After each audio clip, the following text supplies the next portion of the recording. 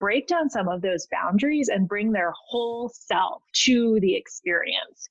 We can be more comfortable advocating for ourselves if we're not worried about what the other person across the table is thinking of us and trying to kind of remember which character we're playing in that moment. Welcome to the Game of Her Own podcast, a podcast about women who work in sports. I'm your host, Jahaan Blake. After 15 years of working for 3 major league teams, including the Boston Red Sox, Los Angeles Dodgers, and the Chicago Cubs, I discovered the one thing I loved the most was helping women in sports shatter glass ceilings and take their seat at the table. I loved it so much that I made a business out of it. I have the honor of coaching high-performing women in the sports and entertainment industry and supporting them as they go after exactly what they want in their career. So if you are feeling tired of waiting on the sidelines, done being overlooked for promotions, and you're ready to pull ahead of the pack and take your career to the next level, girl, I'm here for it. I also created the Game of Her Own podcast to support you as well. We are here to share the stories of incredible women who work in sports and entertainment.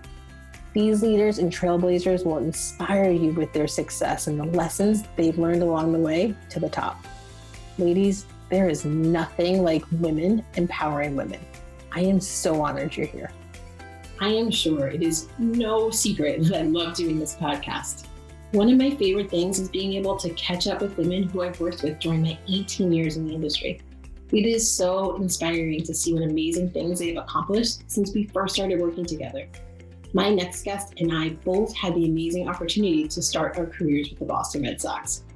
Fran Weld is now the Senior Vice President of Strategy and Development for the San Francisco Giants. She is doing amazing work, and I can't wait for you to hear all about Fran's journey. From her first experiences at the Red Sox to what she's doing now and all of those stops in between.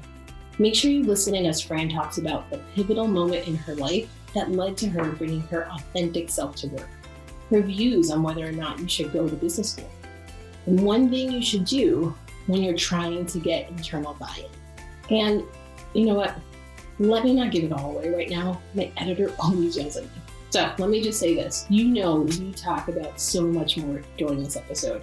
All right, friends, let's do this. Fran, welcome to the Game of Her Own podcast. I'm so happy you're here. It's so great to see you and be here. Yay. All right. Before we go down memory lane and talk about your journey in sports, and then I can get an update on what you're doing now, but take us back in time to when you either first fell in love with sports or sports became such a big part of your life. I have been a baseball girl through and through for as long as I can remember. Growing up, I would actually listen to the Red Sox games on the radio as I was falling asleep because my family didn't have a television. So I had a very old-fashioned first experience with sports and really got to know the Red Sox and the baseball universe over the radio. And then I would wake up in the morning and run down and look at the box scores that came in the paper downstairs because I wouldn't have been able to stay up late enough to listen to the end of the game. Oh, I love that story. That's so fun. So you didn't know what the ending was and you would get it via newspaper. Man. Yes, like maybe I was living in the 1930s or something. It sounds like it, but I know exactly what you mean. But you didn't just wake up, roll over, and look at the score on your phone. That didn't exist. Right. So from an early age, sports were the reason to get out of bed in the morning, see what happened the night before. Yes, that's fantastic. And so when did you think, okay, I love sports so much, I want to work in sports? When did you get that feeling? So I actually didn't know that I wanted to work in sports, or I didn't have that feeling until later in life. I actually always wanted to be an architect growing up, either an architect or an astronaut. I was into the A's and really didn't even know that there was such a thing as a career in sports. Certainly not for a young girl. But I'm not sure that even crossed my radar as something one could do with one's life until I was older. All right. So you went to school in Cambridge, right? Mm-hmm. And then when did you figure out, like, were you working for the Red Sox at that point? Spoiler alert, everybody, we know each other from the Red Sox, so I know that part of her career. But tell us, like, how you got that job and like how that all came to be. So I was actually in school for physics. I was studying physics and engineering as an undergrad and thought that I was going to go into the science direction. And over, I think it was the summer between my junior and senior years, I had a babysitting gig. I was a nanny and worked for an amazing, wonderful family, and often would have their cousins come along for the day also. And through that experience, met the mother of the cousins of the kids I was babysitting for, whose name was Janet Marie Smith. And she gave me the opportunity of a lifetime by inviting me to do some work for her at the Red Sox. She knew that I was a big fan, and she knew that I liked architecture and engineering. And the Red Sox had just launched a project to look at Fenway Park and see how we could save Fenway. And Janet gave me an opportunity to join that team with her. So it was totally a chance meeting, just really this incredible moment. Wow. I did not know that story. What an incredible opportunity. And I mean, Janet Marie Smith, whew. I mean, I'm gonna have to link in the show notes about her so everybody can like catch up and hit pause, go read about her, and then come back. But she's phenomenal. And so, wow, what an incredible opportunity for you to be at the Red Sox and work under her. Yeah, talk about leadership and mentorship and really not just paving the way, but like finding the way for so many women in baseball and in sports. And yeah, just a remarkable sort of fairy godmother first boss. Yes. I mean, what did that do for your career? And we'll get to what you do now in a minute, but like, what did that do to your career? How did that help shape who you are now? Well, I think working for Janet really made me see that anything was possible. And if you were just determined enough and applied yourself enough and organized enough, you could figure out a way to make your dream job happen. So she really kind of showed me that the sky was the limit in terms of ambition and influence and impact in the world of sports. And she really trusted our small but mighty and very young team. She gave us true responsibilities, even though I was like an 18-year-old college student who had no idea what I was doing. She, you know, who like, I'm not sure I would give myself the kind of assignments now that she did then. But it was a really wonderful first way to be given responsibility and just thrown in the deep end. Okay, so speaking of a lot of responsibility, tell everybody what you do now and who you do it for. I work for the San Francisco Giants, which is okay because it's, you know, National League team. I've been in San Francisco for almost a decade, and I'm our Senior Vice President of Strategy and Development. So essentially what that means is I do a lot of thinking about long-term organizational growth, the future of the business outside of baseball, and in particular, our work in the neighborhood with the city of San Francisco on developing a project called Mission Rock, which is a really interesting new part of San Francisco that's actually under construction right now. But we spent a lot of time working on how the Giants fit into the community in the city of San Francisco. Sounds like a lot of responsibility. Okay, tell me, this is the first question that came to mind, so I'm just going to say it. What's the hardest part about this job? I think the hardest part is that there's no right answer, and it's not always clear that what we're doing is going to be the best outcome. And we have to make decisions and kind of move forward, just having confidence and conviction in our work and direction, but not necessarily knowing it's the right answer. And I think that's particularly hard for me because I'm a, math physics nerd. Like I know that there are equations and right answers out there, and I like that. So I think, strategy and leadership and long-term growth is a little bit of an ambiguous world, and that can be hard sometimes. I'm imagining you have a team working for you. Mm-hmm. Right? How do you lead a team through that sort of uncertainty and not knowing the right answer, but just basically like coming up with what you believe is and truly believing in yourself and then marching forward and leading a team to do that? Like, talk about what that's like. We spend a lot of time verbalizing, articulating, and visioning around what our shared values are as an organization and as a team. And the thing that's nice about that, and we refresh these, every year or so, we kind of come back to these values and the vision of the work that we're doing. And the thing that's nice about it is that then as we go through our year, if we have a challenge or if, as we were just saying, it feels like, we don't quite know what to do here, there's not a right answer, we can go back to these values that we've established and say, okay, which of these paths is going to support and encourage more of, or in a deeper way, our shared values? I like that. So first step I hear is establishing what those values are and then refreshing them every year, or revisiting them every year and just figuring out if they've evolved and if they still make sense. Did I get that right? Definitely. And talking about them a lot, having them on, little tactical things. Like we have our shared principles on all of the agendas for our team. So they're just little reminders on a daily basis of why we're doing the work that we're doing. I like the daily reminder, or just the reminders throughout the year, whatever that looks like, but just not setting them to set them and check that box. What I hear you saying is you live by them. You make sure that you put those into practice all of the time. Tell us, was it difficult? Was it challenging because you've been with the Giants for 10 years, is that right? You've been there for 10 years. Was it challenging? You started as a director and now you're an SVP. Talk about that climb.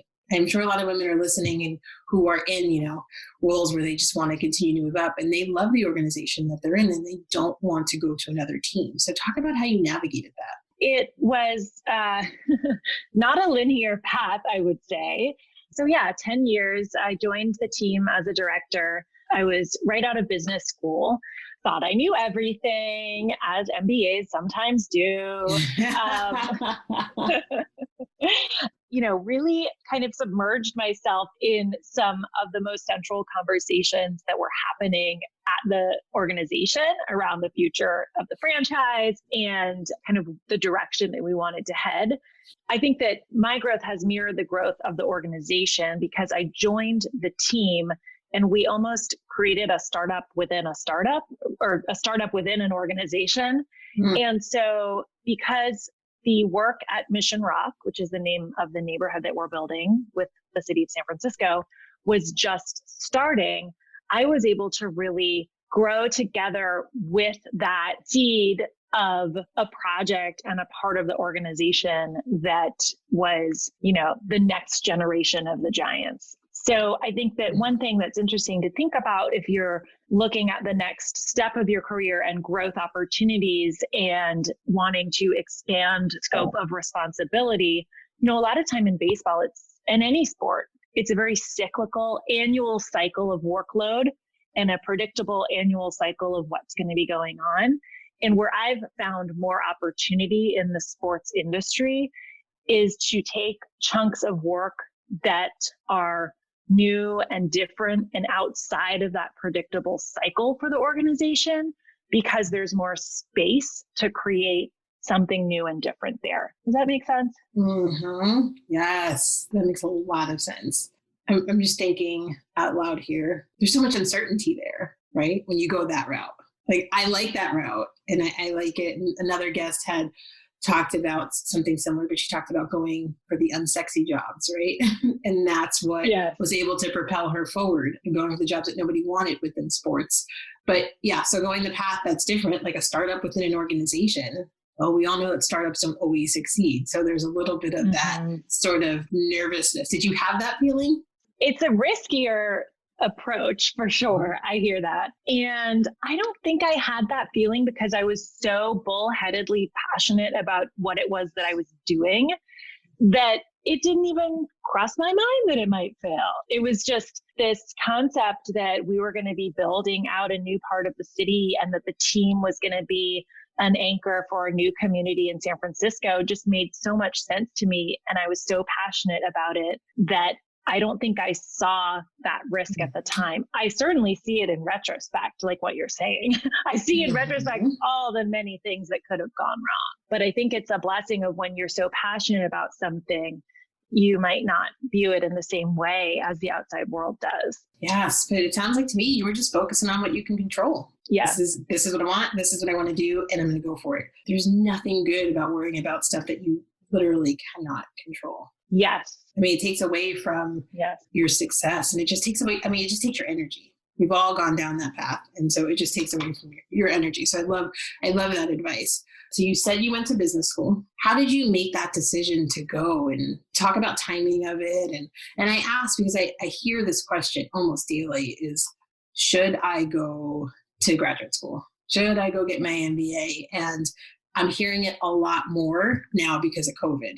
And people are trying to I think maybe I'll just go back to school while everything is going on and then come back out in the world. So talk to us about your decision to make it, why you made it, and then let me just not ask you 10 questions at once. So why don't we start there? That's all right. I can, get all 10 questions. Yeah, well, I feel like it's a really personal decision for everyone, because going to business school or graduate school is taking a break from your career. And sometimes that makes sense and sometimes it doesn't. And what I would say generally is you'll know when it makes sense. And if you're asking the question, that's a start. But if you're asking the question, you might already also know the answer to it yourself, and to trust your own instinct of whether it feels like the right time. And I think a lot of times, especially with women in sports, we get a little stuck and we get pigeonholed, and we've been doing the same job and we've been doing it well. So we get told to stay in that job because we're doing it well. And I think oftentimes business school or any kind of graduate school can almost be like a little, to use a phrase of the week, a little injection, a vaccine injection into that static, stable, stuck situation, and kind of shake it up a little bit. And it can be a nice stepping stone. For me, I think I had a chip on my shoulder about coming from a non-business, non-sports background, because I had been in physics and didn't really know a bunch of the lingo and the vocabulary and the how to make a plan or a this or a that. And so I kind of felt like it was not really like a box I needed to check or something on my resume, but I really felt like there were these hard skills out there that I was lacking and that I wanted to go get. In retrospect, I think that business school was something else entirely. It was more about personal leadership development and building confidence in my own style and in my own capabilities.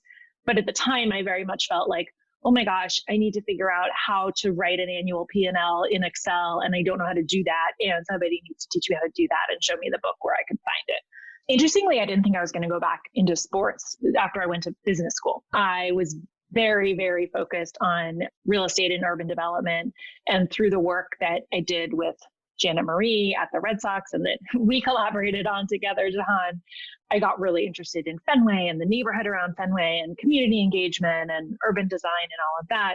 I was taking that path and running really, really hard and fast down it. And coming out of business school, it was just a fortunate, strange, serendipitous coincidence that one of the largest urban developments in San Francisco was being spearheaded by the Giants. So I came back full circle after kind of having this emotional, I'm leaving sports, I'm going to business school thing. And then, of course, 3 months after graduation, I find myself walking right back into a ballpark.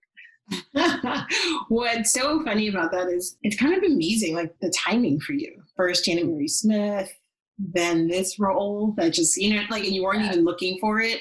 What did you think you were going to do once you were done with school? I was very interested in looking at public agency jobs, which is funny because I spend a lot of time working with public agencies now, transportation and housing and City Hall and things like that. And affordable housing also was something that I was looking hard at, community development and, addressing a lot of the inequities that exist in San Francisco and the Bay Area. I mean, really across the country, but particularly acutely in San Francisco. So I was sniffing around all those different opportunities. And then the Giants one kind of fell right in the middle of all of that. What talking about a sign, right?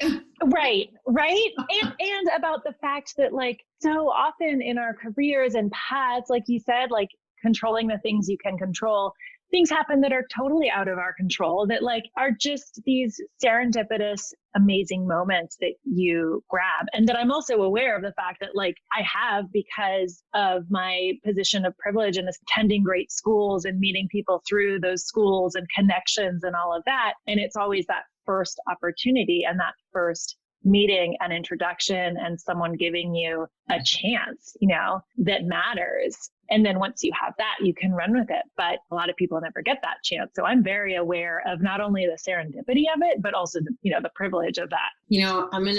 I love that point. I'm going to brag on you for a minute. So you went to MIT, business school for Stanford for business school, Bay Area's most influential women in 40 under 40 for the San Francisco Business Times. I mean, there's other stuff in here. Like you have a really, these accolades and impressive education and this impressive role that you're doing at the Giants. Talk a little bit about just making sure, because while all those things are incredible, I think you would agree that you have to get in there and do the work and, and like prove yourself and show what you're made of. So talk to us a little bit about how you go about advocating for yourself at work and your continuous growth. Well, you're making me blush with reading that list.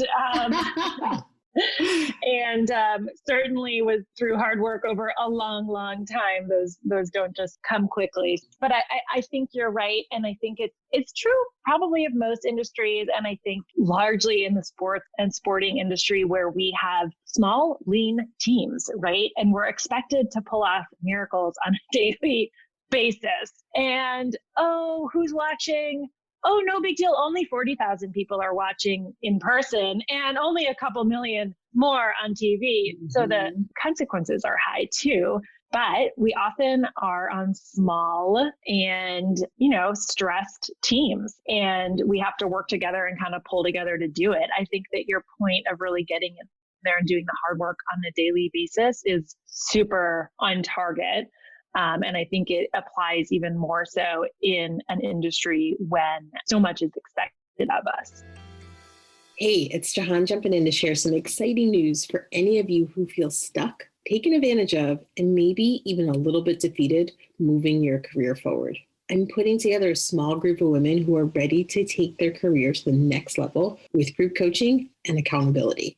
After 18 years of working in the sports and entertainment industry, I know that it can be frustrating and emotionally draining as you try to take your career to the next level. And what makes you feel even more stuck? So many organizations don't give us the tools that we need to advance ourselves within an organization. I'm talking about skills like advocating for yourself, building your brand, navigating internal politics, and using your voice, all while being your authentic self. If you run into situations where you're feeling dismissed, sidelined, or passed over for opportunities, I want you to join us. Our group starts on February 23rd. Go to jahaanblake.com to learn more. I'm on a mission to make sure other women in the sports industry do not have to go at it alone. If you are ready to build a strong personal and executive brand, advocate for yourself without feeling like you're bragging, boldly use your voice to influence others, and be a change agent as you speak truth to power, let's chat and see if my group coaching program is the right fit for you. Head on over to jahaanblake.com to learn more. Or you can email me or text me or simply set up a 15-minute interest call to chat. I can't wait to hear from you. Okay, let's get back to the interview. I guess my next follow-up question would be, what would your advice be to women who are trying to come up? So they're at a manager level right now, and on their vision board is, the SVP title for whatever, fill in the blank here. What advice would you give them in terms of advocating for themselves and speaking up and making sure that they're seen and heard at work? Or maybe there's something that your employees do really well to help them be seen and heard at work. Well, I love the vision board idea. I think that's a great place to start. I want a vision board. Jahaan, can you help me? Can you help me make a vision board? You know what? I can help you, but I'll tell you right now, I have one behind me and I have not finished it. And I started probably a year ago. So mine needs some work.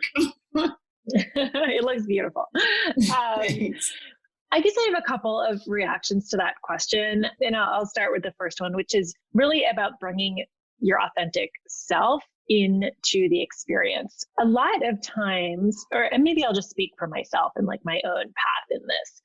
When I was younger in my career, I was really anxious about proving myself and like doing a ton and checking a lot of boxes and doing it all really, really well and really, really fast. And I put a lot of pressure on myself to do that.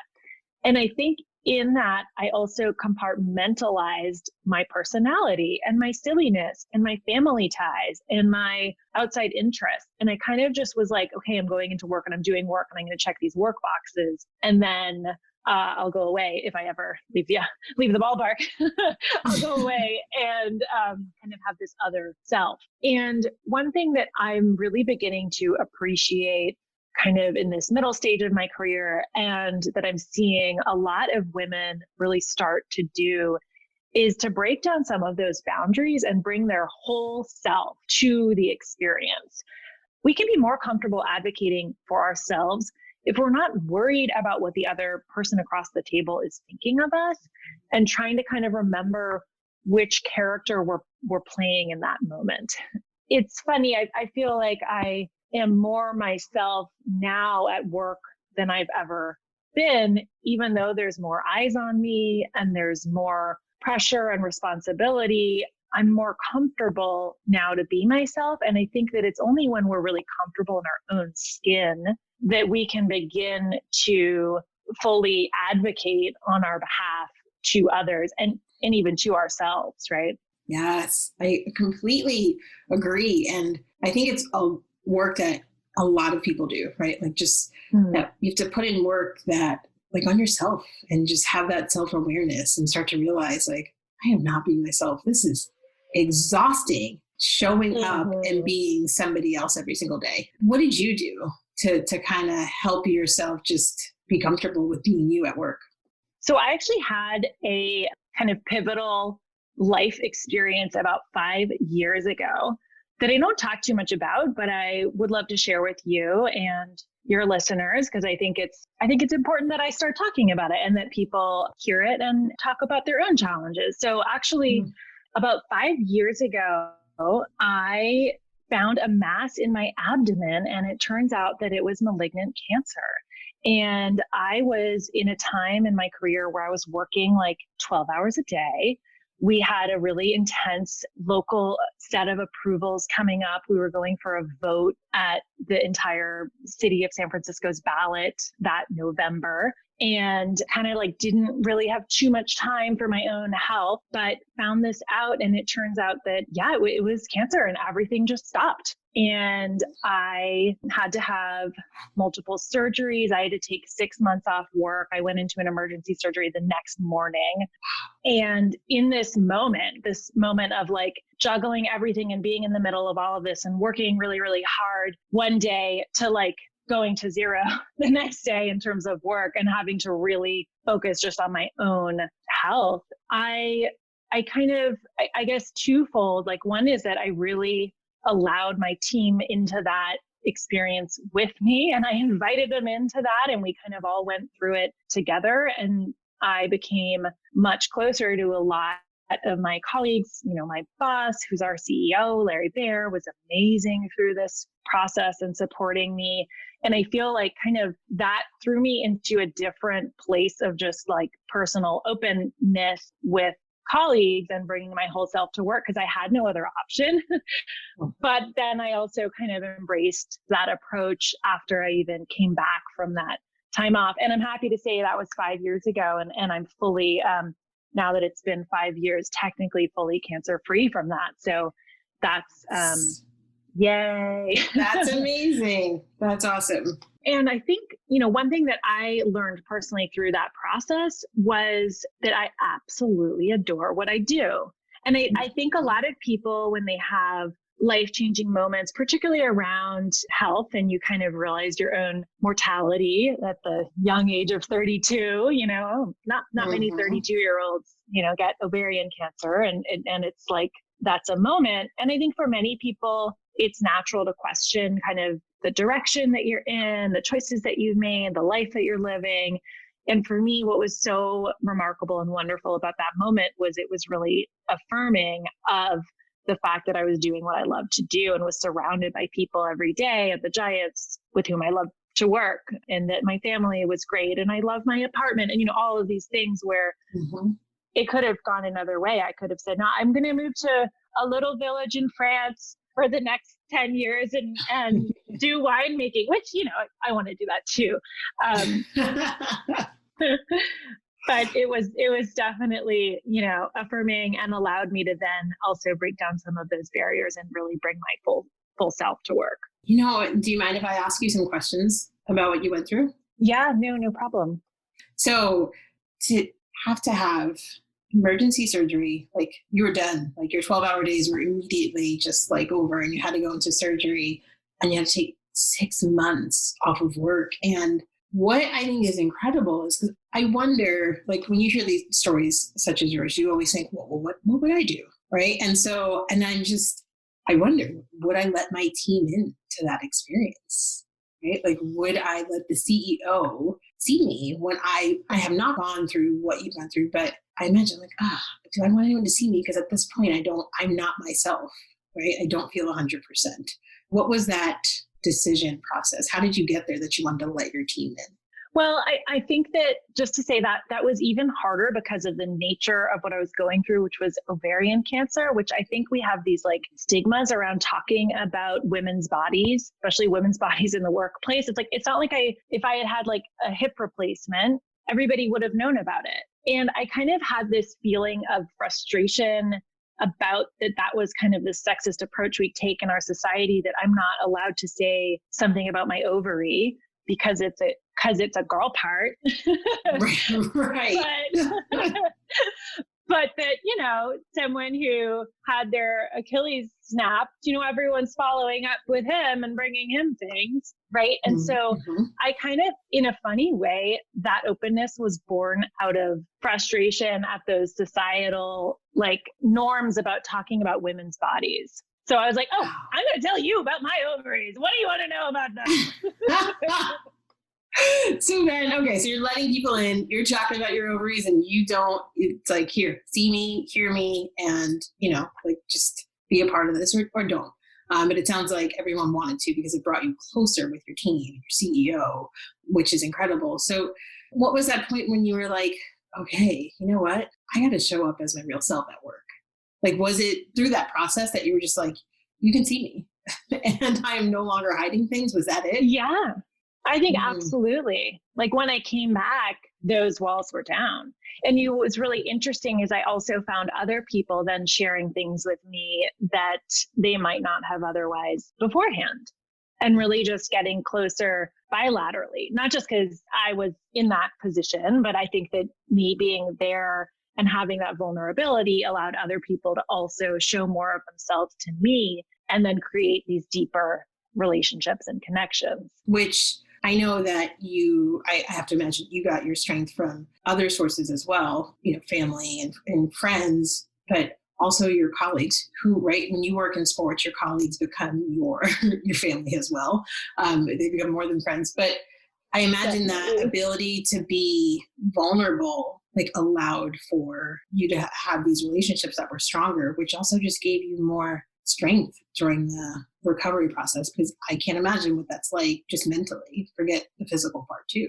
Yeah, no, it definitely created a whole structure of support around me for sure, and allowed me to heal in, I think, a really positive way. Did it slow you down when you went back to work? Did you go back to the 12-hour days eventually? No, I didn't. It was fantastic because I had this new perspective on, I love what I'm doing and I really care about it and I'm passionate about it. I love my team, but I can do it in a different way that is slower, that is more powerful, because it's almost like So I ride a bike to work. I bike commute every day. And I always get the gears wrong. I can't remember if it's gear 8 or gear 1, but whichever one is like harder to push.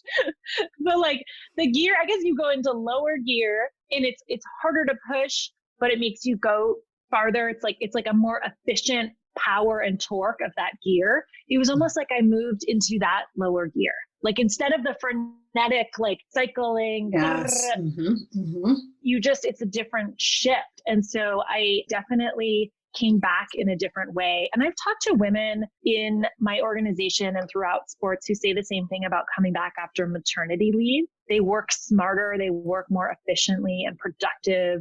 And I've heard that is a shared experience. And sometime when you're forced to step away for a physical reason, when you re-enter, kind of you're able to do so on your own terms and at your own pace. Bear with me here as I make this connection. But so this happened 5 years ago. And how long have you been an SVP? I don't actually know, but I think approximately 4 years or so. So what I'm hearing you say is this, as you called it, a pivotal point in your life. This happened and you had cancer and you decided you're going to slow down a little bit. The 12-hour days weren't necessary and you figured out how to do it differently. And clearly that worked because within that time you were promoted to where you are now. Yeah. Slowing down is not a bad thing, everybody who's listening. It's okay. Yes. Maybe it's not even slowing down, it's doing things differently to get those same results. Just evaluating what's most important to you, right? And doing things the way that makes sense for you and the organization. But whatever you did, it was working. Yeah, absolutely. I think that's a really keen insight, and actually one that I honestly hadn't thought too much about before. But that timing connection of when I really kind of slowed down and thought more about what I was doing instead of just doing what I was doing, really, really helped propel me to the next level. And of course, that would never have happened without the leadership that I have with my current CEO, where he allowed that different approach to work and kind of saw that it was working for me. Yes. And I hear this a lot. It's a common thing I hear from all the guests is you have to choose your leaders wisely. They have so much impact over you. And that's an obvious thing, but I find that we miss it a lot because you're chasing the shiny object and you forget about, oh wait, who am I actually working for? Yeah. So tell us, so now you have a toddler. Yes. And so your husband and your toddler, so Wiley and Matthew, right? Matthew is your husband. Yes. Let's get those right. And Wiley is the toddler. How are you balancing all of that? I know you have this, however you want to look at it, I'm going to say gifted. Hopefully it's the right way to say it, but you're gifted this new way of looking at things. And then you bring in a child into the world. How did you deal with being a new mom and working a job that you love? It has been a roller coaster of a year, that's for sure. So I had basically just gotten back to work when COVID hit. So I had been back in the office only for 3 months, and it was a hard 3 months. I was biking around the city. I had my little refrigerated pannier that I would put all of my pump and milk supplies in, and then bike back from home and this and that and the other. And it was a very logistically complicated couple of months. So in some ways, I feel guilty saying this, but in some ways, COVID and the shelter in place, stay at home orders helped me manage that balance because it took out a whole logistical aspect of early parenting and working momdom. Of course, it was really hard because we didn't have childcare and we were juggling 2 jobs and who's going to take the call from the nursery and who's going to take their call from the office. And wow, we all just have to get out of the house right now. We have a small apartment in San Francisco and all 3 of us were in it all day long for 4 months. Yeah, but getting back to the work-life boundary blurring. Yeah, that was tough for everybody. Yeah, exactly. So, it's been fun, honestly. It's been energizing and exhausting and fun. And certainly my husband, Matthew, is a huge, huge part of why I'm able to have my job and do what I love every day, because he is an over-the-top feminist husband, which is awesome, and wants to support me in that. And I have an amazing community too. I live on a tiny, tiny street in San Francisco and know all my neighbors, and they help out. And the baby monitor works at some of their houses, so I can just go drop it off with them sometimes during nap time. I mean, it's just wonderful. That's nice. Now, I this one question is just sticking in my head. So you're a biker, you bike to work. Did you bike while you were pregnant? Yes. You are such a boss. I looked ridiculous. I had this huge, huge belly, and I'm pretty tall. As a podcast, you can't see me, but I'm not like a small person. And I had this huge belly, and I was biking around the city, and I would wear so much reflective gear. And you know what was funny, Jahaan? People, like strangers, took an active interest in this, and they were either on board or not on board. And so some people would be like, you go girl, like you bring that baby around. And some people would be like, this is very dangerous. I need you to get off that bike immediately. It was. So should you just go home and live in a bubble? Right. Right. Did you not get any cars either? Right. Exactly. No, but it was fun. I had to stop at 8.5 months. I think there was a certain point in time where I was you went that long. I don't know. I mean, again, I haven't had children, so I don't know, but I have a half of a headache, and I'm like, I can't even work out. And there's people out there running marathons at 8 months pregnant. And I'm like, God, these women are incredible. Oh, that was not for me. Those runners are amazing. Yeah, I can't imagine. I get winded going up the steps, but that's fine. Wow, that is incredible. I can't picture it because there's just so many hills. So forget being pregnant. I would just be tired. Period. Riding a bike in San Francisco. Yes, riding a bike in San Francisco is not for the faint of heart with those hills. Okay, I have one question I need to ask. We have to go back in the middle of the conversation. But one thing you said was sometimes you have to pull a miracle. Sometimes you're stressed and it's all just everybody's in, everyone's working. And sometimes you have that one team member who maybe they work for you. Probably they don't, because when they work for you, it's easier, right, to keep them in line, for lack of a better phrase. But how do you manage it when you have dotted lines to people? You have to work with them. You need them to work well with you in order for you to be successful. And sometimes they're just a little bit difficult and stuck in their own ways. What advice would you give to women who are dealing with that? I think this happens a lot. And I think especially nowadays when teams are so cross-functionally connected and there's a lot of interdepartmental work, you often find yourself working with people who you don't report to, who don't report to you, who you're trying to influence without having direct oversight of. And I think that it's a challenging situation.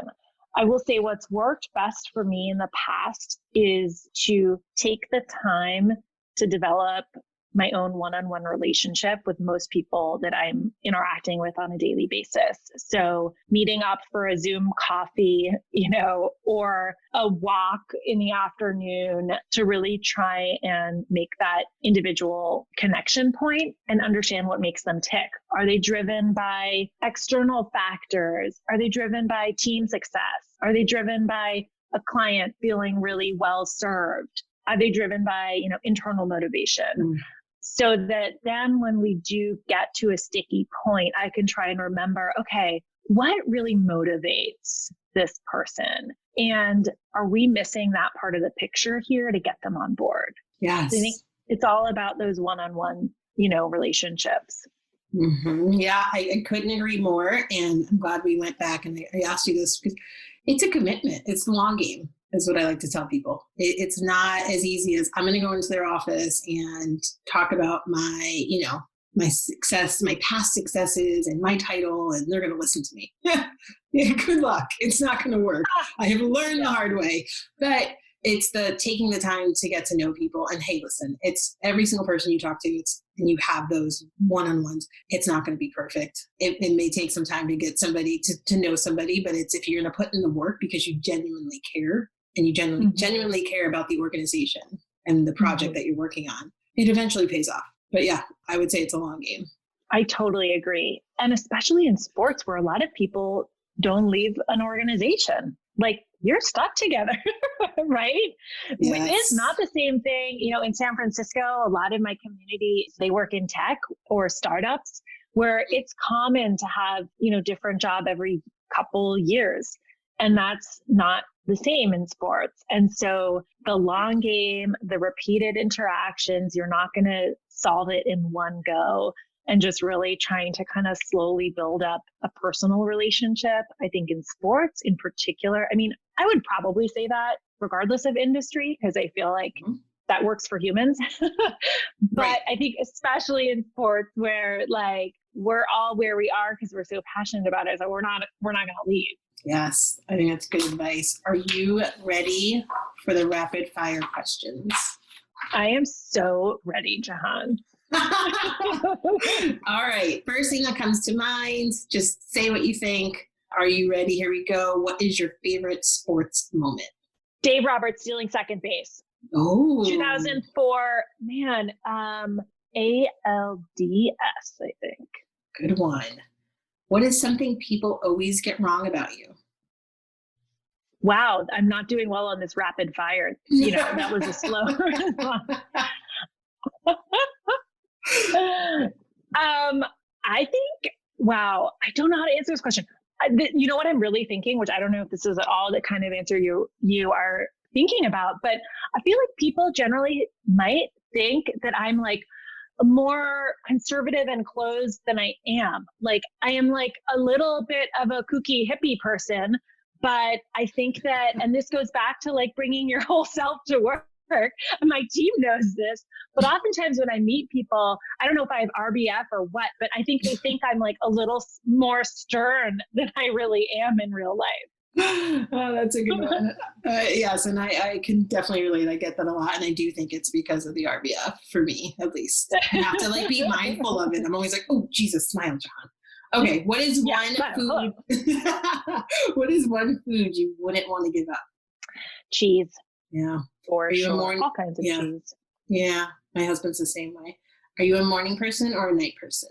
Morning. Favorite holiday? Thanksgiving. Ooh. What job would you be absolutely horrible at doing? Pilot. I'm sorry, what? A pilot. Oh, pilot. I have a fear of flying. I would be a terrible pilot. Okay, good to know. Don't ever get on a plane with you either. Okay, what is, I forgot one. What product would you seriously stockpile if it was going out of business? Oh, I would seriously stockpile Griffin Remedies Restorative Lavender Shampoo. It's a very small San Francisco-based like herbal shampoo body product maker. And they basically only sell it at the little co-op down the street. Oh, very fancy. I was like, we should link to it in the show notes, but it sounds like it's hard to get. Actually, I think they might have a website, Griffin Remedy. I'll send it to you. All right. We will put it in the then show everyone notes. else will buy it. I am such a protector of things that I find. I'm like, wait, I don't want to tell people about this because it's going to sell out and people are going to, or they're going to book out this restaurant. Don't talk about how good it is. I'm with you. What's your favorite app? I don't really do the app thing. I don't really use the phone and its full functionality. I don't know if anyone else is feeling this right now, but I'm like, I kind of want to be that way. Like, I have to put my phone in timeout every single night because I like click open apps for no apparent reason. Okay, sorry, this is rapid fire. So I'm still going to ask the next question though. Twitter, Facebook, or Instagram? None. Good job. Who is your biggest inspiration in life? This goes back to like listening to radio game. My mom. Aww. As a child, what did you wish to become when you grew up? Powerful. Oh, I like it. Last one. Finish this sentence. The future of women working in sports is? Amazing. Mm-hmm. I agree. Fran, this has been fantastic and so much fun chatting with you. Tell us, if someone wanted to get in touch with you, obviously they shouldn't do it through an app, but how could they go about getting in touch with you? I am very good on email, even though it's a modern technology. My email is fweld@sfgiants.com. And I love meeting new friends and chatting with people about their life goals and career ambitions. So definitely reach out. Ooh, did you hear that, ladies? She said it. She said to reach out. So all you have to do is make the ask. Fran, thank you so much for your time. This was so much fun. Thank you, Jahaan. So what did you think of this episode? Do you know another woman who works or is aspiring to work in sports? Would you do me a favor and share this with them? It would mean so much if together we could support and inspire other women on their journey. And let's stay connected. I love meeting and talking to new people. Follow me on Instagram @JahaanBlake and join the free Game of Her Own community by visiting jahaanblake.com. I can't wait to meet you.